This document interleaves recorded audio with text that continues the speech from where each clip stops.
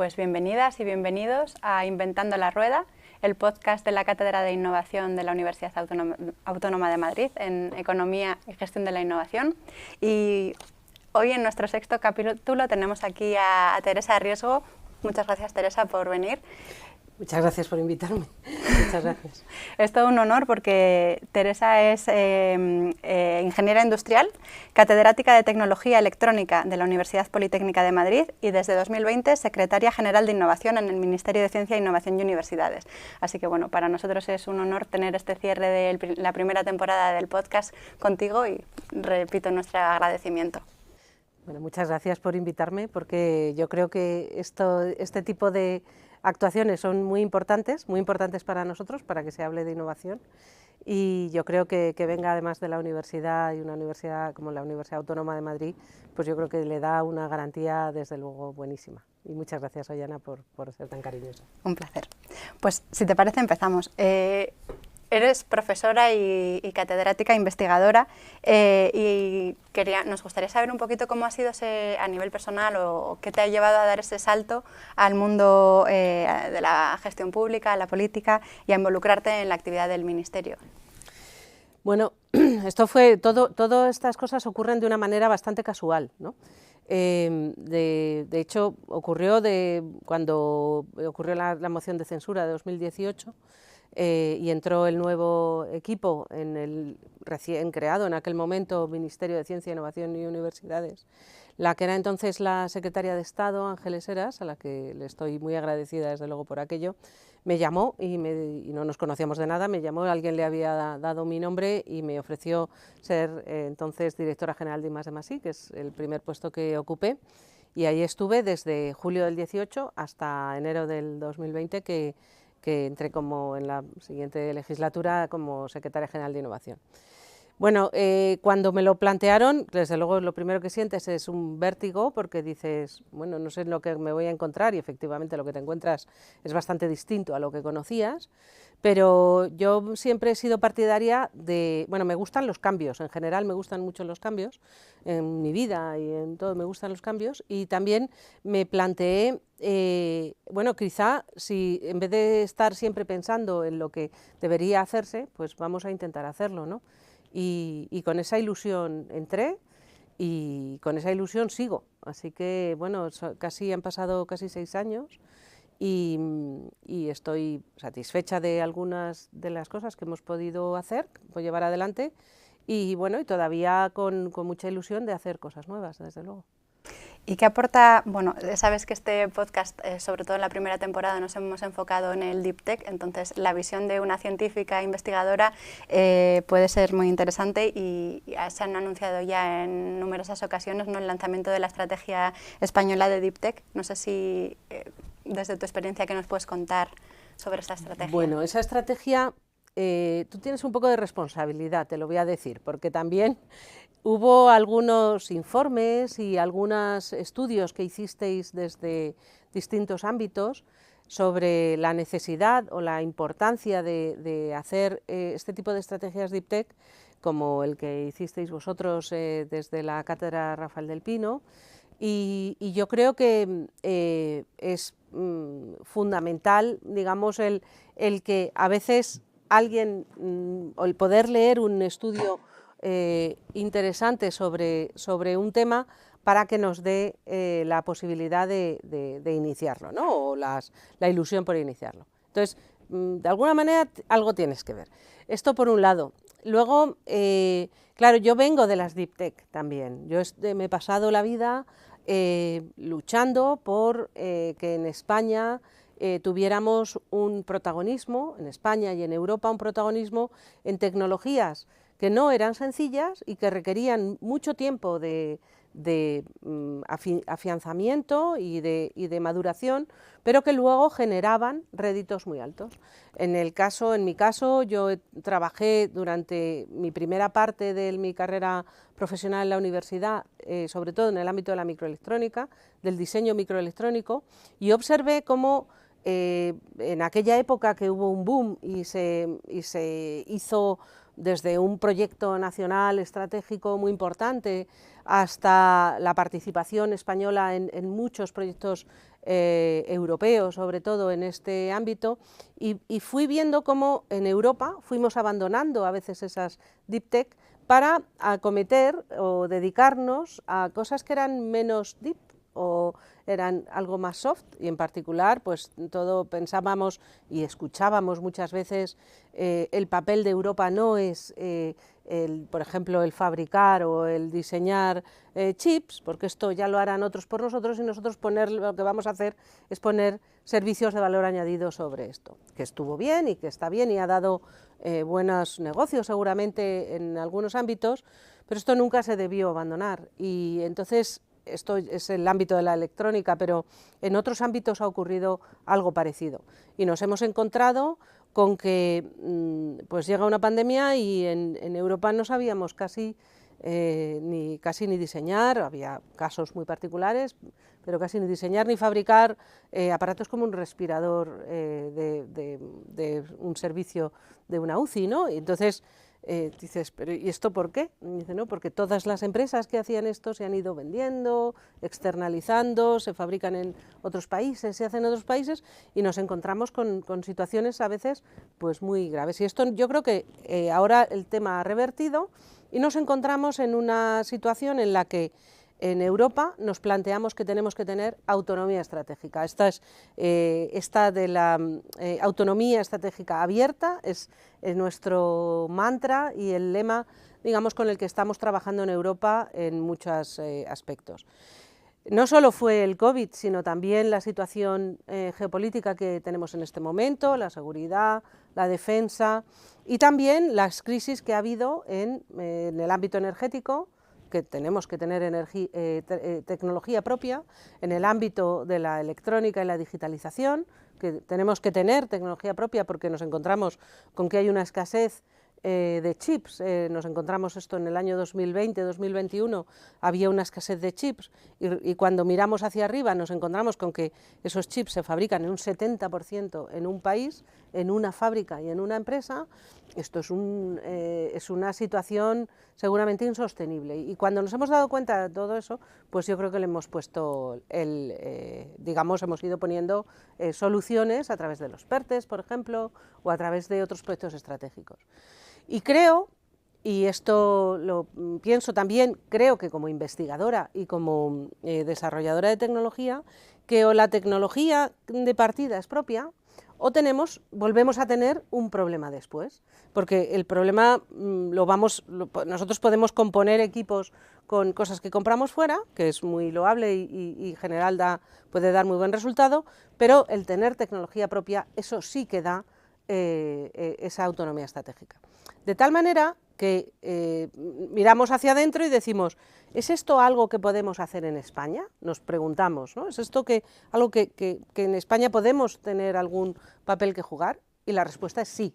España resulta ser un país referente en ciencia, resulta ser un país en el que ocupamos el 11º lugar en publicación de artículos de alto impacto científico. Y sin embargo ocupamos el puesto 28-29 en los rankings de innovación mundiales, ¿no?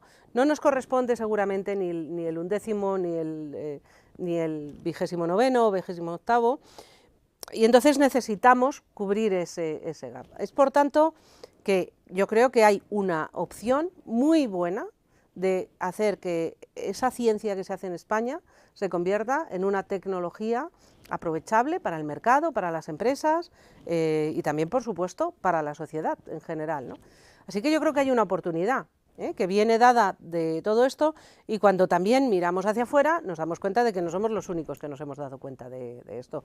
Europa es un continente en el que esto ocurre en muchos otros ámbitos. De hecho, en la nueva Agenda de Innovación Europea, que se publicó en 2022, ya no está nueva, pero el primer ámbito, el primer flagship en el que se quiere marcar una diferencia es justamente en el ámbito de las Deep Tech.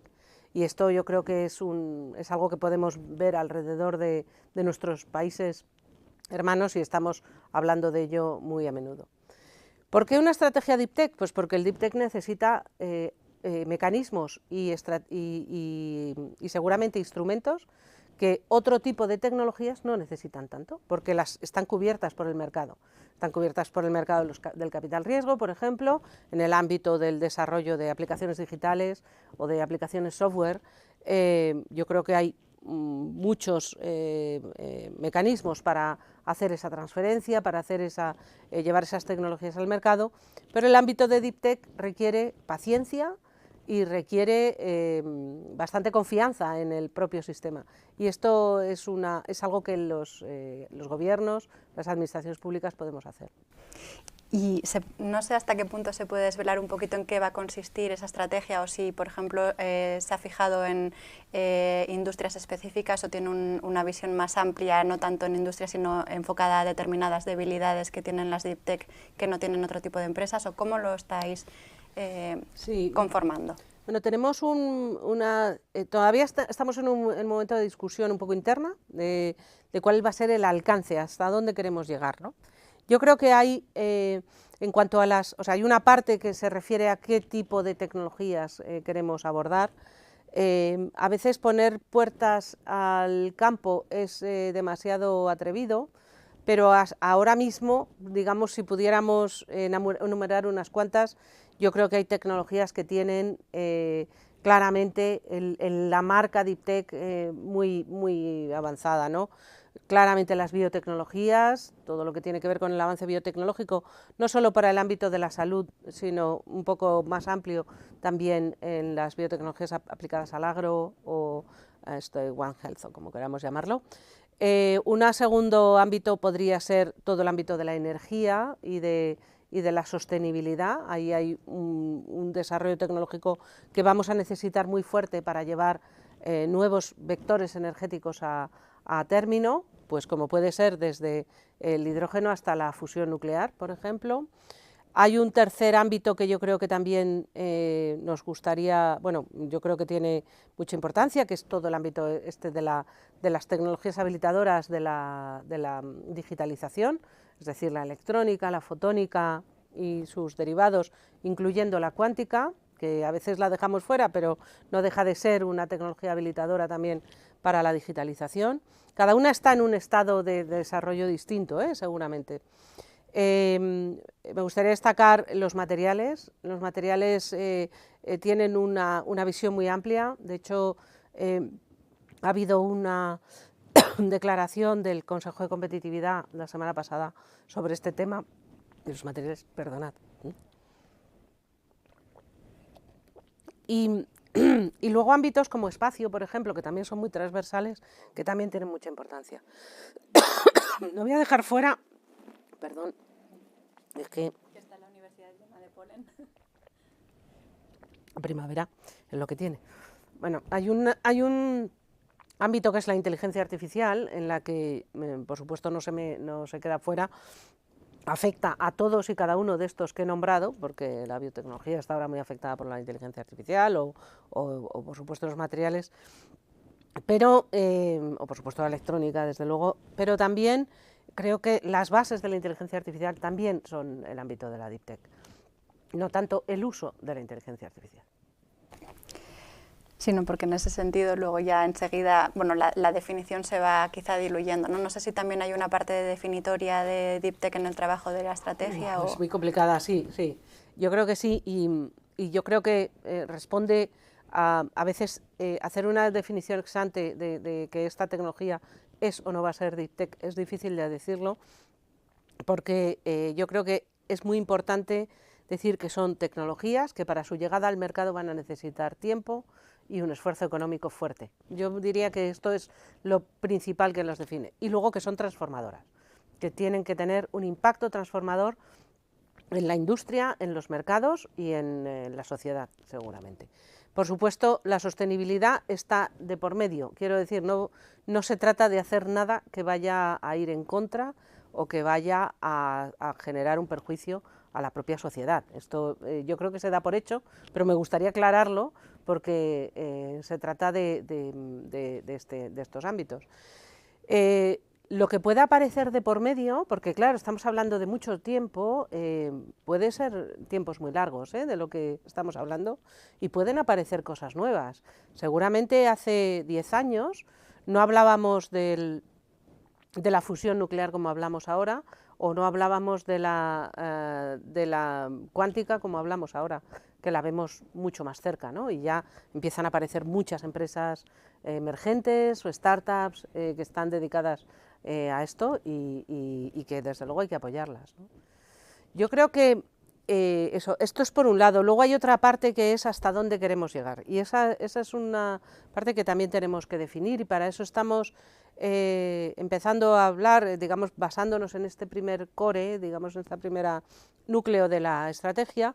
Vamos a empezar a hablar con nuestros compañeros del Ministerio de Industria y Turismo y con los compañeros del Ministerio de Transformación Digital y de la Función Pública, y seguramente también con el Ministerio de Defensa, que son, digamos, los 3 ministerios fundamentales que van a poder darnos alguna idea. Porque, por ejemplo, con Industria tiene que haber también un vínculo muy fuerte para ver cómo poder llegar a industrializar algunos de los productos Deep Tech que salgan de este ámbito científico y de la ciencia directamente.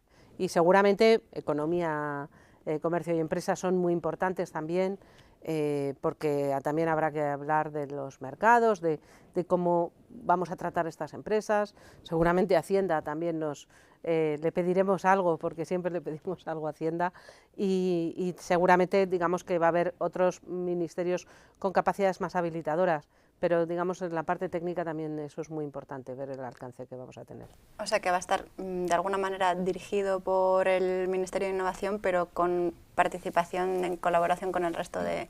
Ese es el plan, sí, esto lo anunció la ministra y ese es el plan que queremos hacer. No sé si esto puede llegar a ser un anuncio para algunos ministerios y me daría un poco de apuro porque algunos todavía no hemos contactado con ellos, pero desde luego que sí nos gustaría que participara pues todo el mundo, porque hay agencias y hay ministerios que tienen competencias muy importantes ahí. Y de hecho, bueno, nos han comentado que eres presidenta del CDTI, ¿no? Y que va a haber también quizá una idea de Venture Builder dentro del Ministerio de Industria al final, ¿no? Del Ministerio de Ciencia y Innovación. Perdón. Del CDTI, sí, disculpa. El CDTI, el CDTI tiene una de sus labores, es hacer esta transferencia de tecnología, que es muy importante, ¿no? Esta labor la hace desde hace mucho tiempo y con muchos instrumentos muy diversos, ¿no? Para empezar, ahora mismo el CDTI tiene uno de los instrumentos más importantes que tiene para esto, es el Fondo Invierte, que es un fondo, es una sociedad de capital riesgo, que los fondos son 100% del CDTI, por tanto 100% públicos. Es un fondo de capital riesgo público, pero que está dado de alta en la CNMV, es socio de SpainCap, o sea, es un fondo de capital riesgo. Y lo que hace Invierte es apostar por aquellos proyectos que son más arriesgados. Es decir, no entra tanto en proyectos que pueden ser más especulativos, propios del capital riesgo, sino que entra en proyectos que son más arriesgados. Siempre y siempre lo ha hecho junto con el capital privado. Y esto lo estamos haciendo, desde 2019 pusimos en marcha un mecanismo de coinversión con fondos privados en los que aprobamos proyectos uno a uno y tenemos una cartera ahí como de 150 empresas más o menos, con más de 400 millones que se han invertido ya desde Invierte. Y lo que hacemos ahí es que si el privado, pone 500.000, nosotros ponemos otro 500.000, por supuesto evaluando el proyecto no solo técnicamente, sino también económicamente. El equipo gestor o otras características del posible mercado, etcétera. La situación de la empresa, muchas cosas. Entonces, ese ámbito es muy importante para nosotros y ahora Invierte lo vamos a hacer más grande. Bueno, ya abrimos unos fondos de transferencia, que son fondos de fondos, son 3 fondos de transferencia con 3 gestoras distintas, cada uno en una temática diferente.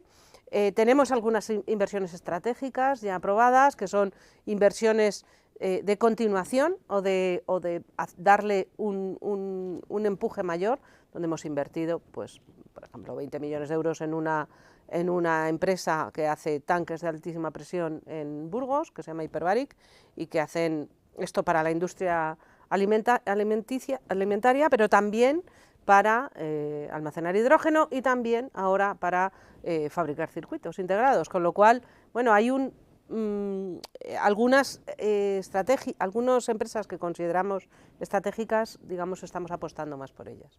También hemos hecho una nueva sociedad mercantil para temas de salud con 2 farmas españolas, que esto es una novedad, algo nuevo que también estamos haciendo para generar un sistema de que los recursos de investigación también luego puedan revertir de alguna manera en el propio Sistema Nacional de Salud.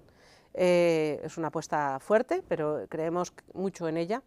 Pero además de eso, queremos que CDTI, que conoce muy bien el mercado, porque conoce bien lo que es este ámbito de la transferencia tecnológica y cómo hay empresas que tienen mucho éxito y otras que tienen menos, y por qué se están produciendo esas cosas. CDTI también tiene el conocimiento de las necesidades de la industria española en cuanto a tecnología, porque tiene su actividad de sus proyectos, ayudas parcialmente reembolsables, proyectos de investigación, etcétera, y eso, esas necesidades hay que conocerlas para saber por dónde hay que tirar.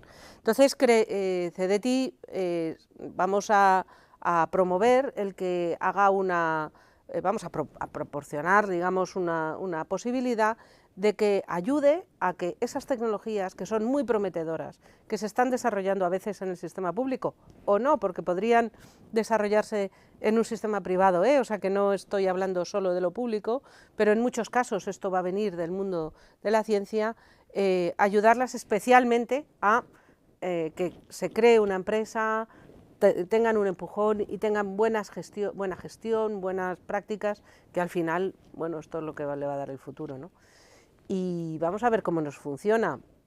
Nosotros, por otro lado, estamos viendo con esta estrategia de IPTEC, una cosa que también nos está sirviendo mucho, es para estudiar y ver otras iniciativas que se están produciendo en el ámbito público, privado, autonómico o tal, y creemos que podemos sacar mucha información de ahí para hacer esta realidad, esta estrategia de IPTEC en España. También creemos que el hablar de ello y el tener esta apertura hacia el exterior nos va a atraer a inversores atrevidos y seguramente muy tecnológicos que puedan venir de fuera del país y ayudarnos y acompañarnos en toda esta labor, que creo que es una parte muy, muy importante de lo que tiene que ver con las Deep Tech, y es que hace falta dinero también. Sí. Y bueno, ¿cómo se engarza, digamos, esta estrategia de Deep Tech en el plan de transferencia que también publicasteis hace ya un par de años y en el nuevo PECTI que se ha anunciado recientemente? Bueno, claro, esto se engancha perfecto, porque esto es como contar un poco la historia casi al revés, ¿no?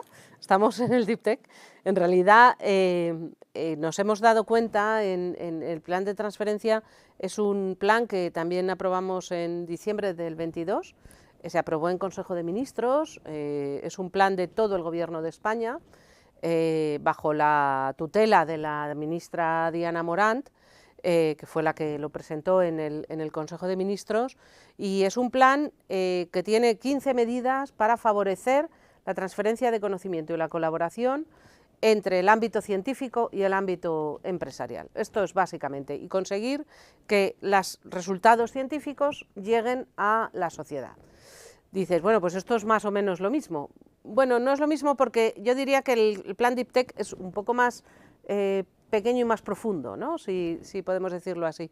Es decir, que implica mucho más a la parte tecnológica, implica mucho más al sector privado, porque en el plan de transferencia también hablábamos de cómo transferir conocimiento científico, por ejemplo, a las decisiones políticas o a los poderes públicos, o sea que hablábamos mucho más en ese ámbito, mientras que la estrategia Deep Tech es una estrategia que tiene una orientación mucho más fuerte hacia el ámbito privado, de la transferencia hacia el mercado, y muy restringido al ámbito tecnológico, a las ciencias tecnológicas o a ese ámbito tecnológico. Mientras que en el plan de transferencia hablábamos mucho también de ciencias sociales y humanas, que yo creo que tienen mucha importancia. Pero en general, para transferirse necesitan menos dinero, y las Deep Tech necesitan, como decía antes, dinero, aunque parezca que también, por supuesto, y también en la estrategia de Deep Tech hay otros incentivos, porque también hacen falta otros incentivos. También tenemos que recordar que ese plan de transferencia viene derivado de una cosa anterior, por eso digo que hay que ir un poco hacia atrás, ¿no? Y es ese informe que se hizo junto con la OCDE, que hicimos en el Ministerio junto con la OCDE y de la mano de la Dirección General de Reformas de la Comisión Europea, que es un informe en el que se analiza en primer lugar y luego se proponen una serie de medidas para mejorar la colaboración entre el ámbito público y privado en el ámbito de la ciencia y la innovación.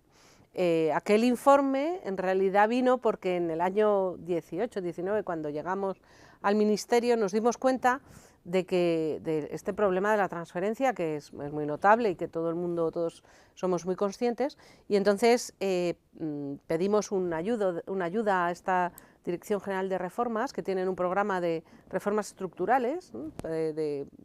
Digamos que lo que hacen es que te ayudan a buscar soluciones, ¿no? Para algunas políticas públicas en las que se ve alguna deficiencia.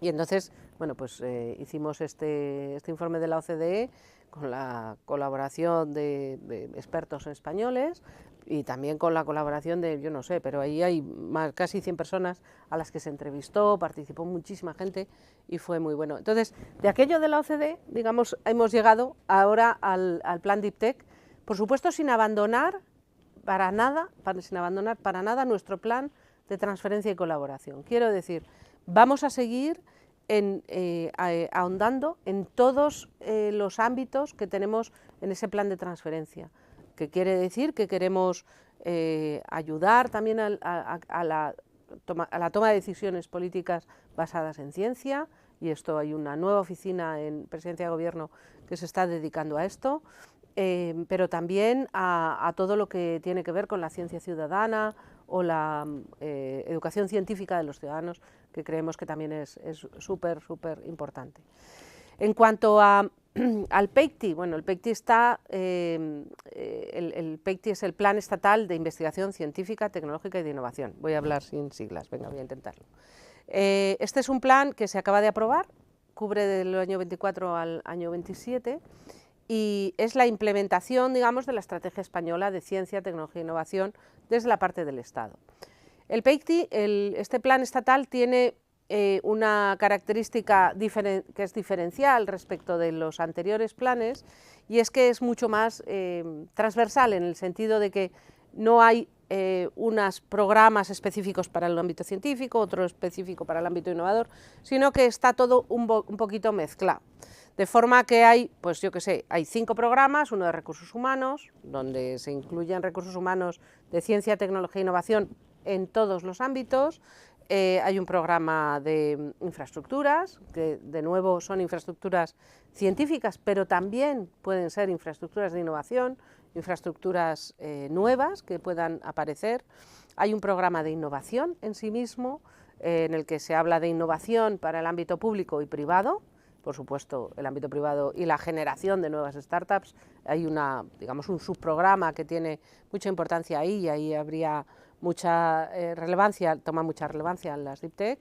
Hay un programa de transferencia de conocimiento en sí mismo, que también creemos que es muy central ahora mismo en la política del Ministerio, y hay, por supuesto, hay un programa que es el que lleva digamos, el grueso del dinero, que es de desarrollo científico, o sea, de investigación científica y desarrollo tecnológico, que es el programa donde están todos los proyectos y todo. Una cosa también muy interesante en ese plan estatal es que no solo es un plan estatal del Ministerio de Ciencia, Innovación y Universidades, sino que es un plan estatal de todo el Gobierno de España, de toda la Administración General del Estado. Con lo cual, ahí hay una participación importantísima, por ejemplo, del Ministerio de Transformación Digital y de la Función Pública, del Ministerio de Industria, del Ministerio de Transición Ecológica, o sea que hay, Ministerio de Defensa también, o sea que hay participación de distintos ministerios. Y las Deep Tech están repartidas en ese plan estatal, pero con muchísima importancia en esa parte de la innovación y en esa parte de la transferencia de conocimiento. Pues muchísimas gracias, Teresa. Si te parece, vamos a ir a volver otra vez un poco a por donde hemos empezado, que es hablando más de tu experiencia personal, porque sabes que has hablado de la importancia de la transferencia también a la sociedad y en otros ámbitos, incluso también en el de crear role models, y una parte de este podcast que hemos llamado Disruptoras también está muy enfocado a la visión un poco de divulgar y de crear role models en el ámbito científico, tecnológico, entre las mujeres, ¿no? Entonces, bueno, con tu experiencia en absolutamente todos los ámbitos de los que tratamos en este podcast, no sé qué te parece que podríamos hacer para fomentar esa vocación en la ciencia, esa vocación en la transferencia, esa vocación o bueno, ¿cuál es un poco tu experiencia como mujer en este ámbito? Bueno, mi experiencia, o sea, yo quiero decir, yo he tenido siempre una experiencia súper positiva y creo que en la... tenemos que dar, o yo quiero dar, porque así lo he vivido y creo que es importante que así lo vean las jóvenes que están ahora decidiendo qué hacer con su vida, una visión positiva de esto. ¿Qué quiere decir? Que te vas a encontrar, o sea, la situación es, te vas a encontrar más beneficios que obstáculos. El primer mensaje que quiero dar, es decir, obstáculos tienes en todos los ámbitos de la vida. Quiero decir que obstáculos siempre te encuentras, pero el ámbito del desarrollo tecnológico, el pensar que con algo que tú estás haciendo puedes cambiar un poco la vida de la gente o mejorar algo de lo que ocurre a tu alrededor, creo que eso es maravilloso. Eso es maravilloso para un hombre, para una mujer, para lo que sea. Pero lo que sí es importante es que sí, a veces nos hemos encontrado, o yo en particular, porque tengo muchos años y claro, desde que yo empecé la carrera éramos como muy pocas mujeres, lo mismo durante la carrera, pues no sé, en mi clase en la especialidad automática electrónica, que por alguna razón además era muy poco amable para las mujeres, o no sé, a las mujeres no lo elegían, éramos poquísimas, en algún momento nos encontrábamos que éramos 2 en clase, ¿no? Y entonces pues alguien puede decir, pues pero nadie nos hizo la vida imposible, también tengo que decirlo. La segunda cosa es que después en el trabajo, también en toda la vida universitaria, el ámbito de la electrónica era un ámbito también muy masculinizado, no solo en España, en muchos otros sitios, ¿no? Pero la posibilidad de hacer cosas es enorme, es que el poder crear, el poder hacer cosas nuevas, yo creo que es algo que va muy en el espíritu también de las mujeres, ¿no? Y también, y por último, esa posibilidad de decir de abanicos que se te abren, ¿no? Cuando haces, por ejemplo, investigación, y particularmente la universidad es un sitio donde uno puede desarrollarse de muchísimas maneras, puedes dar más clases, hacer más investigación más básica, hacer más investigación en colaboración con empresas, por ejemplo, o dedicarte más a la gestión universitaria. Hay un abanico de actividades que yo creo que se nos abren a todas nosotras, ¿no? ¿Que puede haber momentos en los que tienes un efecto del machismo? Sí, pero tengo que decir que no particularmente por estar en un sitio donde, bueno, pues yo no he sentido más machismo seguramente que algunas de mis amigas que han trabajado en otros ámbitos donde estaban menos masculinizados. Ahora, dicho esto, creo que las tecnologías necesitan a las mujeres, esto también lo pienso, porque hay algunos ámbitos en los que no podemos dejar que los aparatos, los algoritmos o los sistemas que controlan un poco nuestra vida o que hacen mejor que mejoran nuestra vida, estén alejados de cómo sentimos o de cómo estamos hechas nosotras. Y esto creo que es muy importante, hacer una llamada a la acción y decir, chicas, venid porque os necesitamos y necesitamos a las mujeres en esto. También creo que ahora hay muchísimas actuaciones y acciones que son muy interesantes. El sábado, hace 2 días, tuve la ocasión de observar y participar en un evento que se llama Technovation Girls, que es un concurso internacional hecho por una asociación que se llama Technovation Girls y por Power to Code, que son a niñas entre 6 y 16 años, les plantean un reto y les enseñan a programar, a hacer una aplicación, una app o un sistema, o bueno, había de todo. Había, yo no sé si digo bien el número, pero me parece que había entre la mañana, la sesión de la mañana y la tarde, había 600 niñas. Es muy impresionante ver aquello. Esas niñas que estaban tan ilusionadas con su proyecto, que nos lo explicaban todo tan bien, que estaban tan contentas de hacer sistemas pues para ayudar a un daltónico a utilizar un juego de ordenador, ¿no? Bueno, a mí me parece que utilizando ChatGPT y Azure, o sea, herramientas que ya son herramientas más complejas, ¿no? Y yo digo, bueno, hay esperanza, esas niñas estaban todas, vamos, yo creo que las, no sé, estas eran las ingenieras del futuro, ¿no? Y creo que es muy importante esa labor. Y luego hay un déficit, o sea, el déficit tecnológico existe ahí, y luego hay otro déficit todavía mayor en la parte empresarial y en la parte del emprendimiento femenino, ¿no? Esto estamos intentando ayudar desde distintos ámbitos de las administraciones. Por ejemplo, la Comisión Europea tiene unas ayudas que es Women Tech EU, que se llevan, además la gestora está en España, está en San Sebastián, y que dan ayudas a empresas tecnológicas que estén lideradas por mujeres, donde una de las Cs, o sea, la CEO, la CIO, en fin, sea una mujer, ¿no?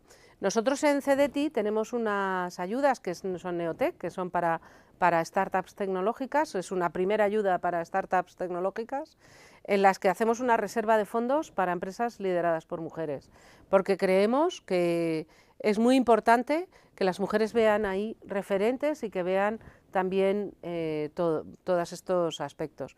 Pero cada vez tenemos más referentes, quiero decir, este año el Premio Nacional de Innovación en la modalidad de jóvenes innovadores ha recaído en una mujer, ingeniera de teleco, emprendedora y además súper inspiradora cuando la oyes hablar, que es Natalia y que es una persona, bueno, una fuera de serie. Pero también tenemos que decir, no tenemos por qué ser fueras de serie para llegar a ser esto, sino que yo creo que, digamos que las mujeres estamos ahí, tenemos que las normales también deberían estar ahí o deberíamos estar ahí, ¿no? Y creo que las cosas cambian, ¿no? Desde que yo estudié ingeniería, ahora pues las cosas han ido cambiando. A mí me cuentan que en algunas escuelas de ingeniería sigue habiendo un déficit de mujeres muy amplio, pero por ejemplo en el sitio donde yo estudié, que luego fue donde yo he trabajado toda la vida, ahí sí que hay bastantes más mujeres. Ahora pues cerca del 38% me parece de la promoción, 40% son mujeres, lo cual, bueno, pues es una esperanza, ¿no? Vamos para adelante. Pero tenemos que conseguir que lleguen esto, a ser catedráticas o a ser emprendedoras y hacer estas deep tech, muy importante. O a tener un satélite en el espacio, como creo que me han dicho que tienes.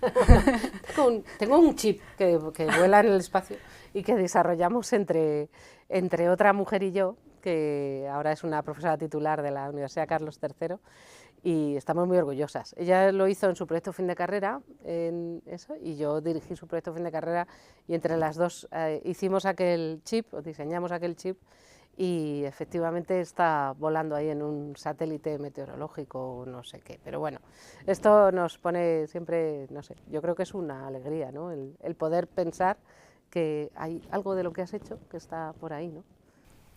Pues muchísimas gracias, Teresa, por estar aquí. Ha sido un verdadero placer y bueno, un cierre para esta temporada del podcast insuperable. Así que muchísimas gracias por tu tiempo. Yo lo que espero es que hagáis una segunda temporada, que esto es lo que estaremos esperando todos. Eso esperamos. Muchas gracias, Teresa. Gracias.